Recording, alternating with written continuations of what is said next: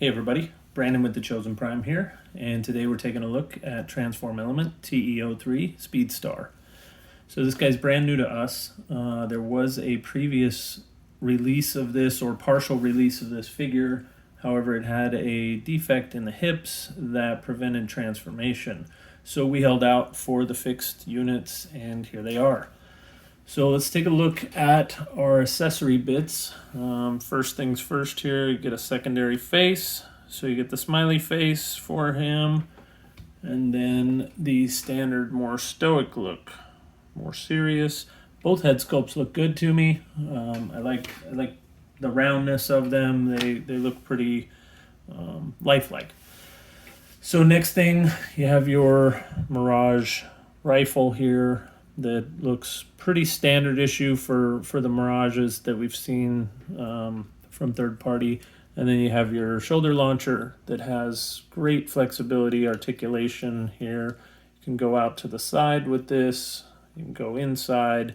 It's got good range of motion. So the missile actually does come out, and the launcher itself is stationary. It does not come off. It is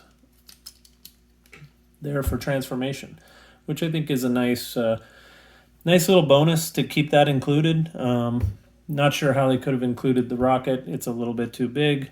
When you do pull this out, this collapses in the back, and then when you put it in, it pops back out. So it gives it a little more life to it. The other thing I like about this guy is his posability. The hip skirt is a two-piece. It covers the side as well. When you fold this out, this guy has some incredible range of motion in the knees, which I really dig. I tend to keep my figures more spread out and have them in more action poses rather than standing up in a straight line. So I like that part. I also like the organic nature of this robot. He's much more rounded and animation looking rather than very blocky like we've seen from some third-party toys. Even the early Masterpiece is very blocky. I like where we're going with this. Everything seems like they're figuring it out to make them look more lifelike, and yet still get the look we're going for, and still transform very nicely. So this guy doesn't have a ton of waist movement. It's very limited actually because of his backpack, which is clean, but it does limit the waist movement to maybe 15, 18 degrees max. So that part is definitely a little limited, much like the Ocular Max version, which I'll bring in now so we can take a look at some comparisons between these guys. So this is the first version of the Ocular Max. So he's much darker, little more toy color palette, I guess. If we had the cell version, they would look more similar, but you can definitely see that the Ocular Max version is getting a little long in the tooth. From a design standpoint, it just doesn't look quite as clean and animation like.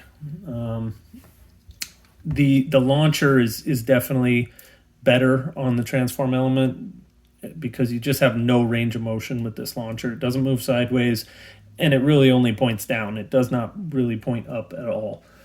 So that's probably one of the biggest changes for me to the plus side. So that being said, everything about this guy feels good. It's got some nice weight to it. It's not too heavy. I would say it's probably along the lines of the Sunstreaker MP39 in terms of weight. Just a nice feeling robot. It's going to blend seamlessly with your G1 Autobot masterpieces. It's probably the best we're going to see until we get a true MP.